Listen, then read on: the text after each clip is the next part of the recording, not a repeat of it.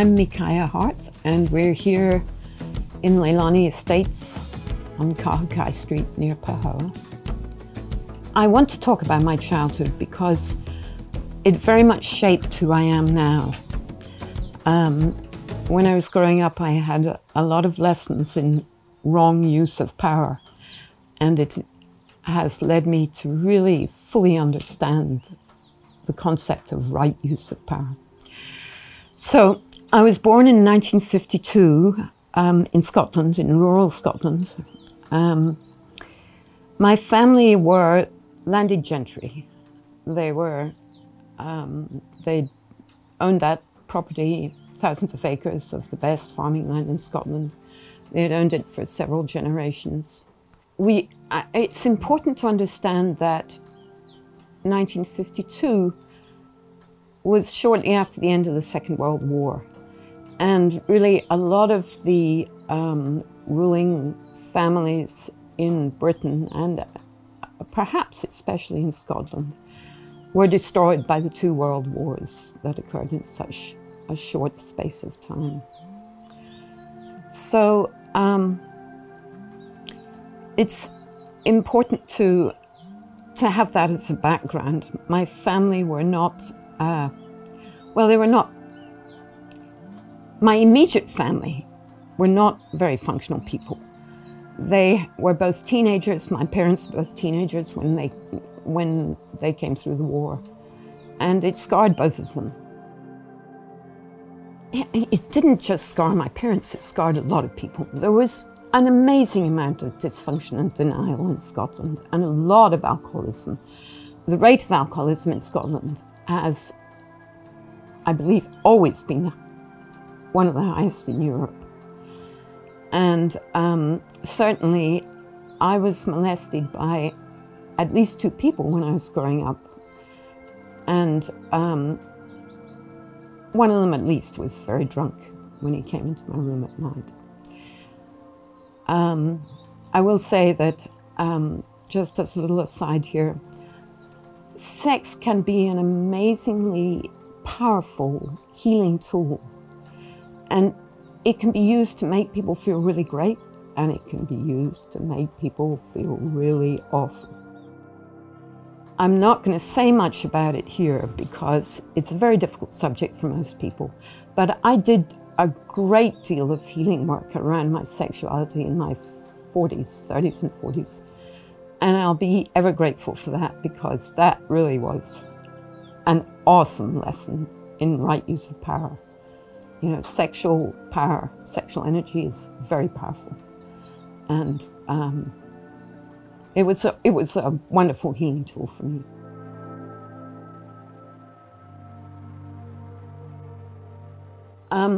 But let me talk about the other ways in which I experienced wrong use of power when I was growing up. And really the key one was my father. Now, my father went through horrible trauma during the war. At the age of 19, he lay bleeding outside a tank for hours in Italy and was told he'd never walk again and he'd never have children. He did both. He was a very powerful man, and he was a traumatized man. And like many people who are traumatized, he needed to, well, let's say it gave him some relief to make other people feel bad. And I was a very easy target. I've always had, I was born gifted. I mean, I denied that for years, but I'm now 70 years old and I would be a fool if I didn't acknowledge that. I was born with gifts that other people struggled to attain. And one of those gifts was, I had a very easy, quick and easy grasp of all kinds of academic stuff. Arithmetic, English, all kinds of things. So I was recognized as a child genius by the time I was 7 years old. Now, you might think that would have made my childhood easier. On the contrary, my parents were very concerned that I would grow up arrogant. And my sister, who didn't have the same academic abilities, I mean, I didn't know anybody else at the time who had the same academic abilities. But I thought they just didn't want them. I didn't realize that they couldn't do the things that I found so easy. I mean, I will say, I was walking around in a fog of confusion until I was probably 30 years old, trying to work out what was going on in the world and how I was supposed to behave, and getting very few answers. So anyway, my father, from the age of 7 onwards, told me that I was stupid and I would never get along in the world, almost every day, several times a day. I knew that wasn't true. I knew that a lot of people around me were in a lot of denial, and they were, well, I thought they were deliberately lying, but when I look back now, I see they were in the same fog of confusion as I was, and struggling to understand what was going on. Anyhow, I knew I wasn't stupid, but I found it very difficult to deal with the fact, and I could see that this was a fact, that my father wanted to make me feel bad. Now, I'm going to jump to when I was 32 years old and explain something that cleared up a lot of confusion for me, something that happened. And I want to do that because, specifically now, because I don't want people to feel sorry for me. And very often when I tell people about my childhood, they say, "Oh, I'm so sorry that happened to you." I appreciate their concern. And you know what? At this age in my life, I feel like I learned so many valuable lessons, incredibly valuable lessons. And I wouldn't wish it on anyone, but I don't regret my childhood. The way that my father abused me. And what he did was he was very clever with words. And he could use words and tone of voice to slice somebody to the soul. I mean, just slice away your self-esteem completely. Well, I'm a quick learner, and I also like to play with words. And I learned to do what he was doing.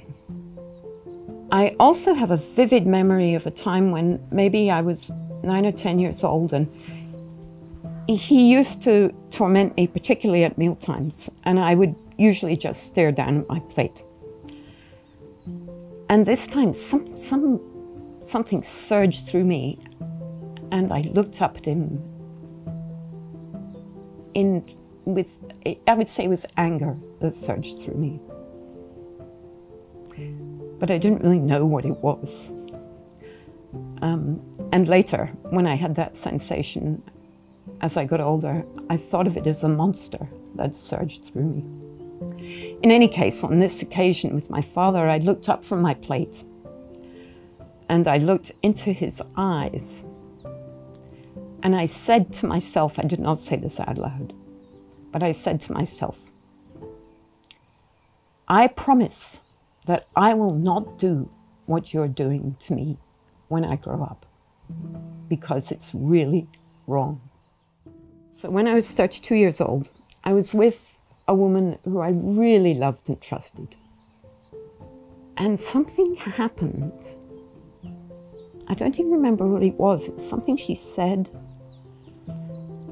Anyway, all of a sudden I felt this monster rise up inside me. And I knew that I really wanted to hurt her. And I remember we were in a tent together, and I remember lying there, lying still for a long time, holding these two realities together. One, that I loved her and trusted her very deeply. And on the other hand, I wanted to hurt her. I'll be forever grateful for those moments. Because up till then, I had been abusing people in the same way that my father abused me, using words and tone of voice to slice away their self-esteem. And I had been doing the same thing that my father did and that many abusers do. I had been denying what I was doing. And in that moment with my friend, I could no longer deny it. I could no longer justify it in the different ways that we all justify it when we are abusive to somebody else. And almost all of us have been abusive at some point in our lives. I could no longer deny it. And so I went into therapy. I actually found a really good therapist, thank you, Jerry, who worked with the body.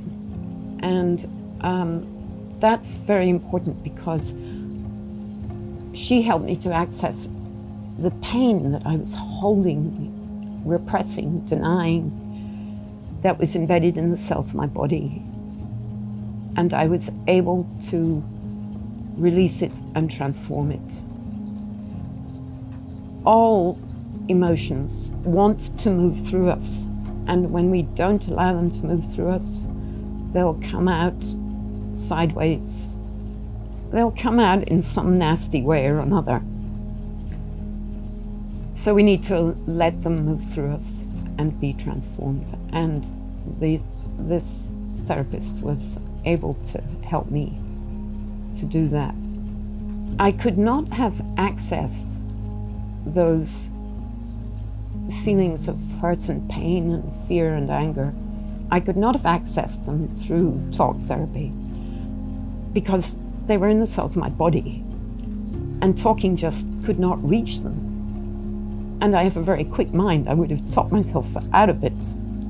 I needed to bypass the body in order to reach them. So I think I can safely say now that I do not abuse other people. But if I hadn't had that realization and done that work, I'm sure I would still be an abuser. One of the messages I really want to get over to people is you can heal no matter how traumatic your childhood was or what traumas you've had since then. All of us can heal. It does require courage, but we all have that courage within us. All of us have access to inner wisdom and courage. And when we really make a decision to deal with our stuff, then we will find the courage to enable us to do it.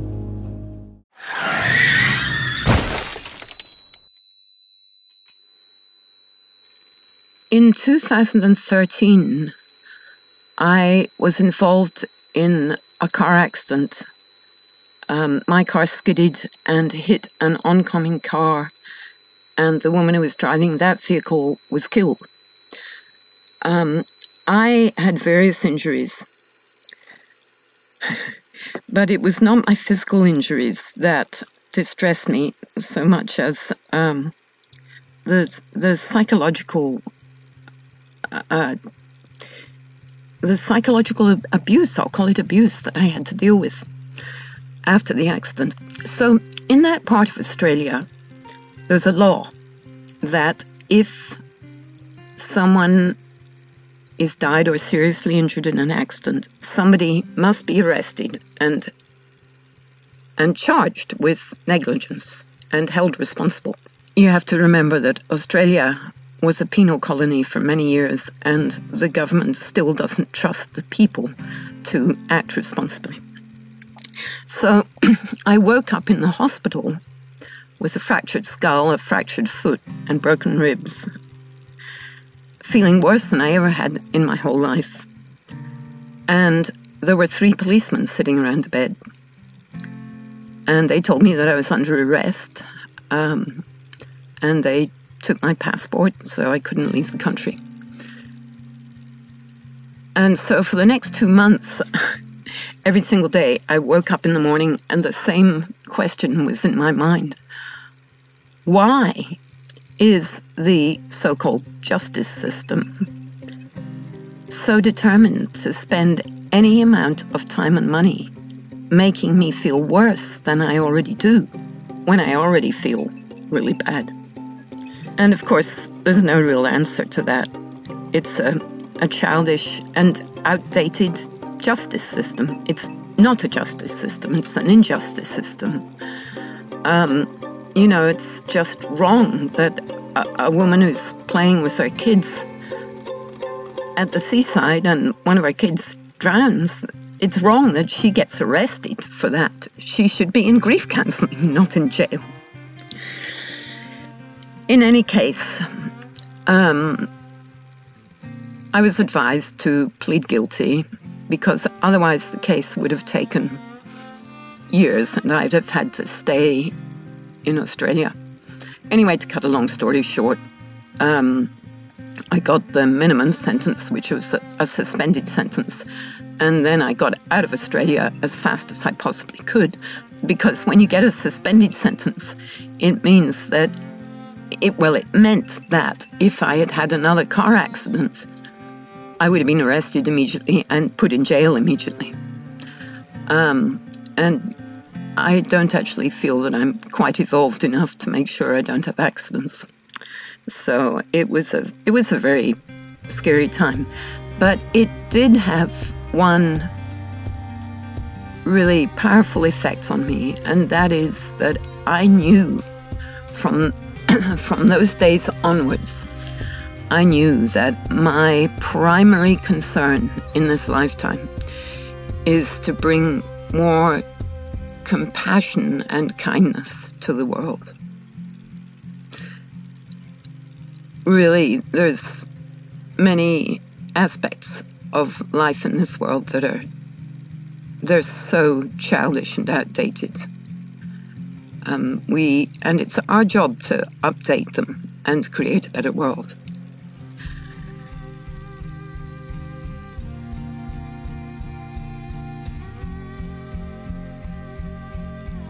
That brings me to where I am now. I bought a piece of property on the big island of Hawaii and built a house here, which was great fun. I love the climate here, I love the warmth, and I love being able to grow so many tropical fruits and all kinds of food. So when I want something to eat, I can just walk out the door and pick it and eat it right away or cook it, whatever. I love being able to do that. While I'm here, I also finished several books that I had on my computer. My Sweet Wild Dance, which is the story of my personal journey from anger to joy. It's the story of my life, and it's full of adventures because I've had a very adventurous life. And then A Different Rhythm, which is a collection of short stories about some of my travels. Also very adventurous. And then a book called Life, Lies and Sex, which is intended to be a manual on how to be happily human. Really, there's nobody who can tell us how. We have to find out for ourselves. So anyway, I thought some kind of a manual might help some people.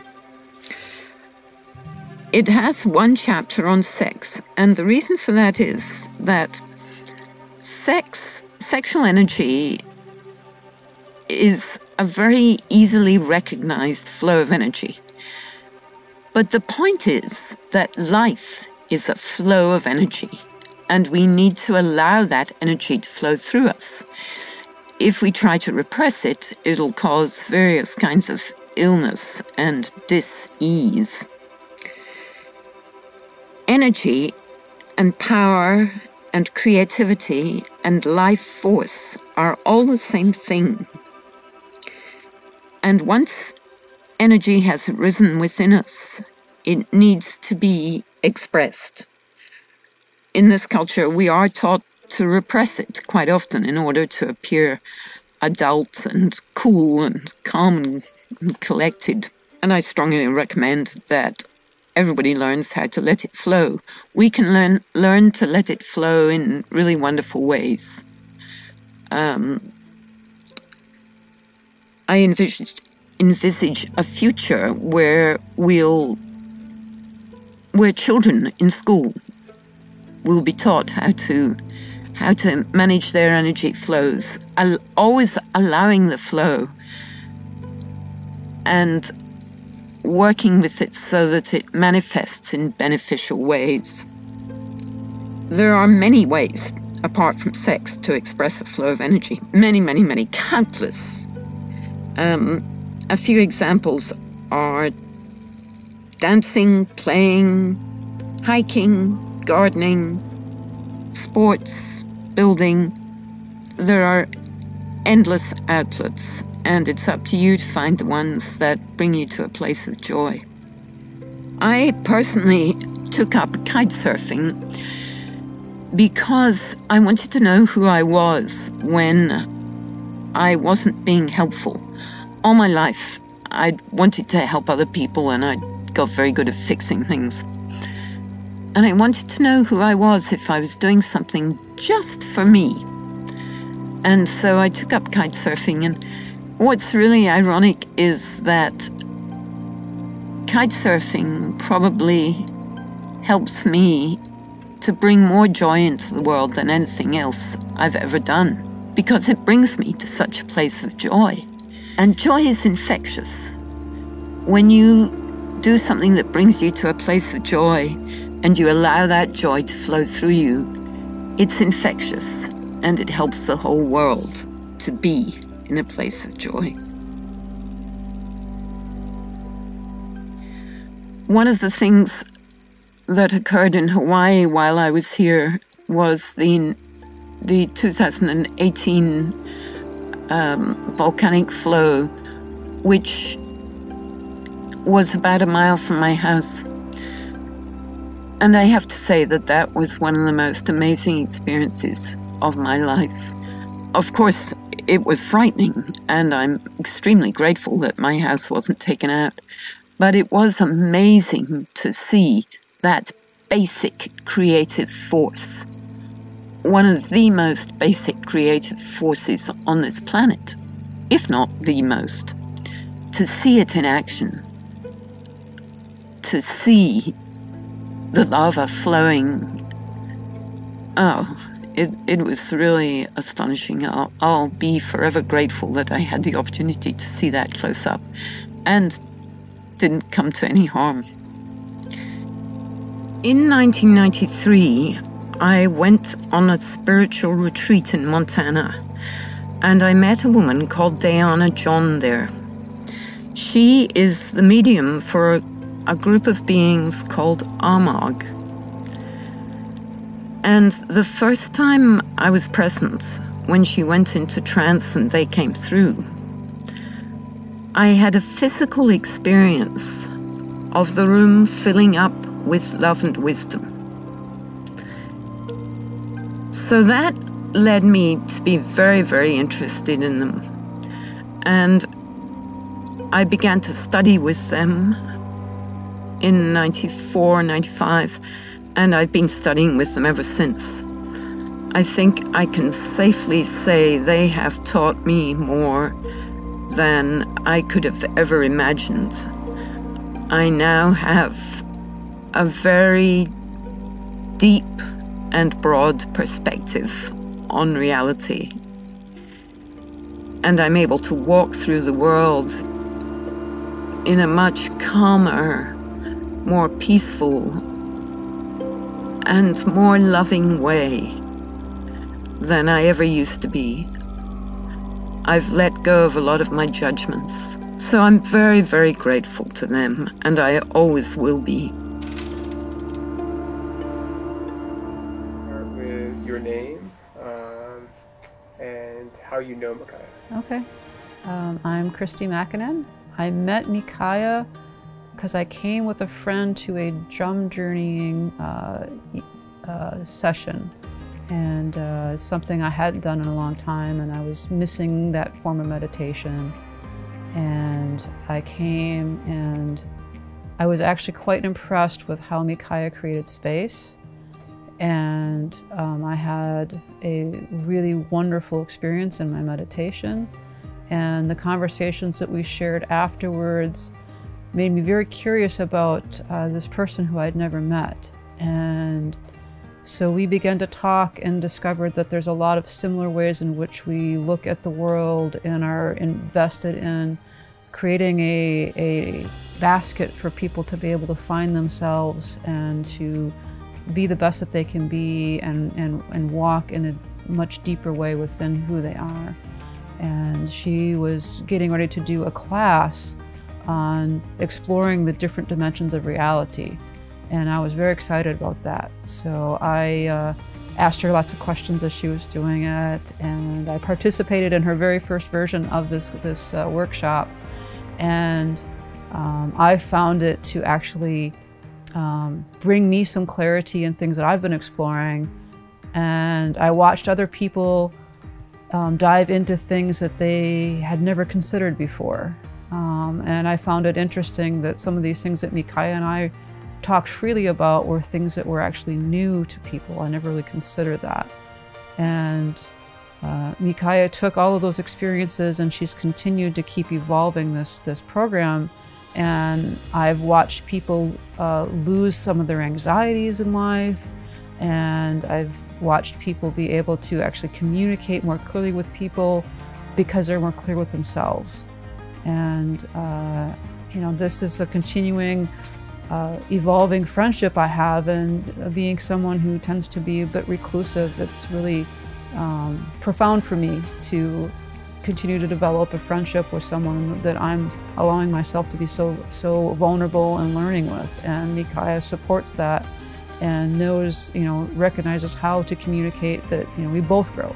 And in this time right now, I feel like that's incredibly important. We all need to be exploring ourselves and how we act in the world, and having places to go where people that support that exploration is I think, really important.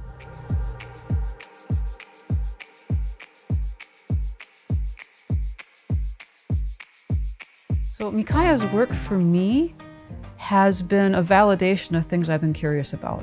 There's a lot of ways in which I have spent time being mentored by various indigenous cultures and people. And there's these parts of them that, because I didn't fully grow up in those cultures, that I always have had curiosities about. And Mikaya has been working with a mentor of her own that has opened up a lot of doorways that step outside of that.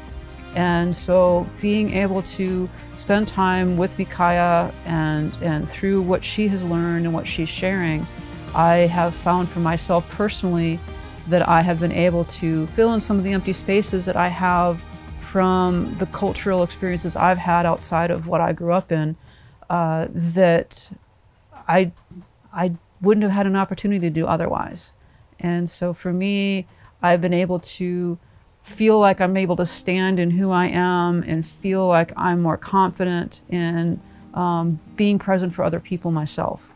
So through Mikaya, I have found a lot more of a stable ground for myself to be in, that I can then also be present for other people. I have this vision in my mind of it being capable of helping people to recognize the ways in which various kinds of childhood traumas or challenging experiences growing up are impacting them in their adult lives, and that it creates a way for people to make decisions about whether they choose to continue walking with those things and how they either interact with their lives, or how to actually evolve through them and to find ways that those can actually have a positive information for how they live their lives, and let them be something that informs them rather than something that kind of manipulates them in the background. I have felt that personally in my life with Mikaya, that through some of the stuff that we've done together, that I have been able to look at some of my childhood traumas and some of the things that were actually very limiting that I was completely unaware of. They were quietly operating in the background, and I found that I was able to get clarity and identify these things through reading her book and through talking with her and participating in some of these various workshops that she does, that she holds that space from her own experiences, that she holds that space from going through many of these things that she's actually been able to find a pathway through, and that actually gave me the opportunity to evolve my own experience. And I see that that's something that could really benefit anybody who chose to take the time to sit with that and to go through just being around Mikaya in whatever capacity that is. She's someone who is able to take all of the life experience she's had, and as an adult she's spontaneous, and she's recognized the value of going and doing kite surfing, you know, at an older age in which everybody thought that that was silly, but that's exactly what she wanted. She wanted to have something in her life that served absolutely no purpose other than joy. And that's a real lesson I had to learn. I had forsaken that experience of joy because of, you know, what I thought the expectations were of my culture. And now I'm learning how to have joy in my life again and recognizing how wonderful that can be.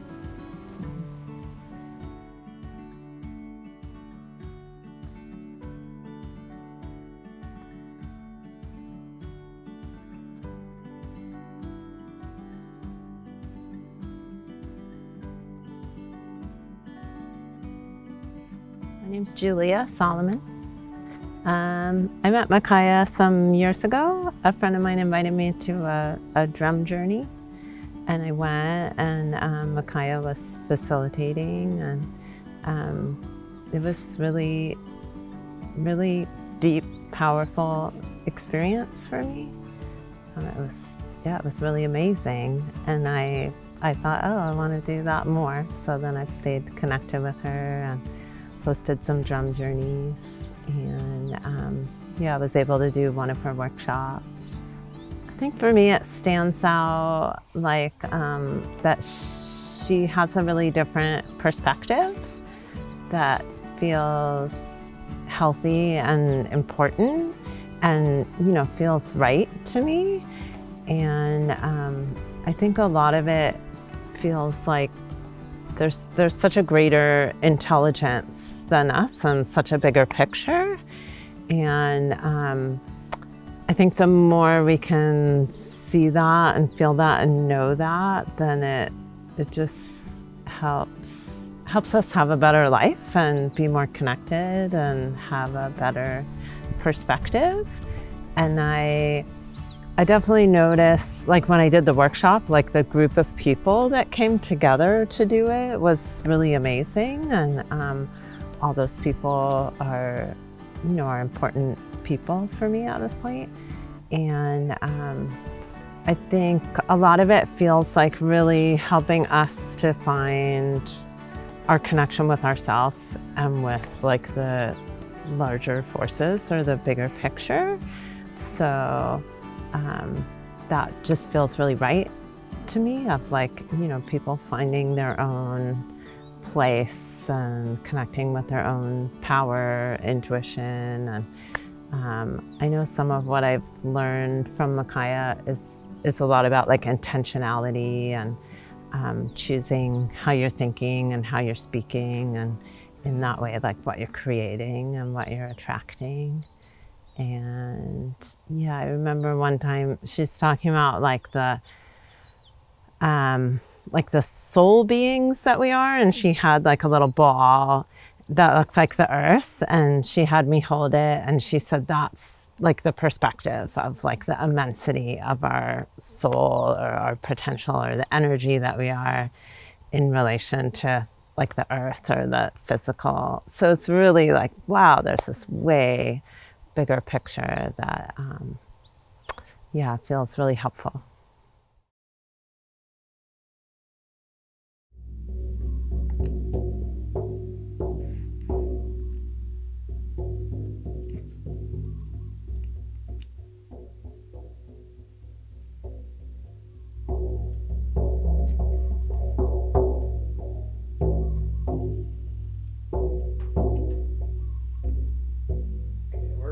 So you can feel free to perform So I can start singing whenever I want. I don't usually sing and drum. Would you, real quick, would you rather just sing and then drum, or would you like to try both together? I'll do both together. Okay, perfect. I'll stop. I won't drum all the way through. That'll be good. All right. So shall I just start? Yep.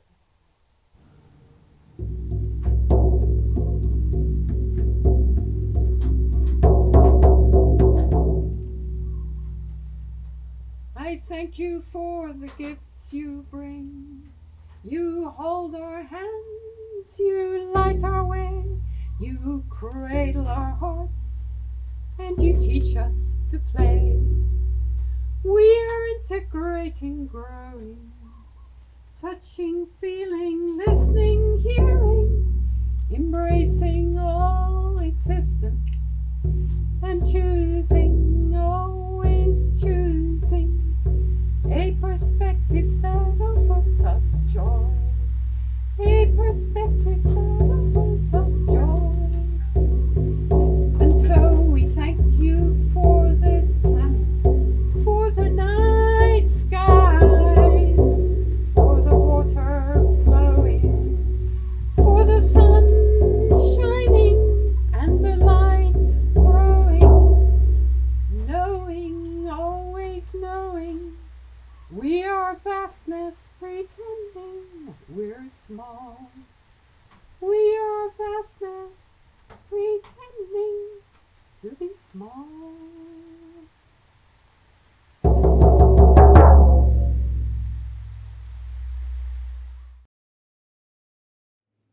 I think it's extremely important for all of us to step into our personal power, because we are very powerful creators. I mean, we create these lives we lead. We are co-creators with all other beings and with the planet itself. And when you acknowledge that you have this power, that you are a powerful being, there's no ego about it. And the ego runs a mile. That's way too much for the ego to handle. There is a humility that comes with acknowledging your personal power. And I'm not talking about power over others at all. Nobody who is in their personal power wants to have power over others.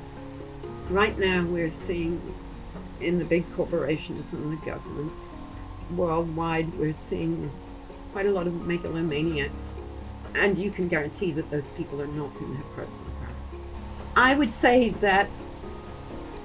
several things about the work I do. All the teaching and all my writing is really about helping people to access their own personal inner wisdom, which we all have access to. It's blocked by our culture and by emotions that we've been repressing, and by the need to be socially acceptable. I dropped that one early on. It got me in trouble, but you're a much freer person when you drop out of the need to be socially acceptable. And it's a hard one, especially for women. So yeah, there are many things that block our access to our personal inner wisdom. And I would say that's one of the key things that I do with my writing and all my teaching. I help people to get in touch with their own personal inner wisdom and to embrace their own personal power. And another way of putting that would be to say that I help people to operate from a place of trust instead of fear.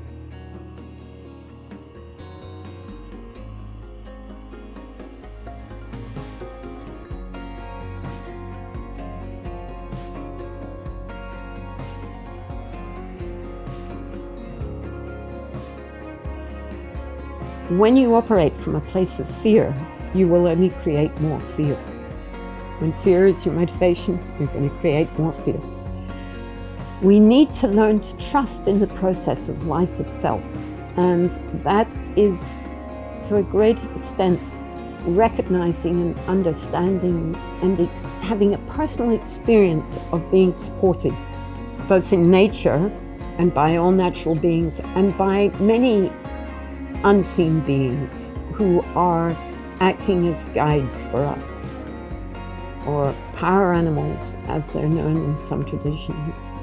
We are all supported, unconditionally supported and loved in many, many different ways from unseen quarters.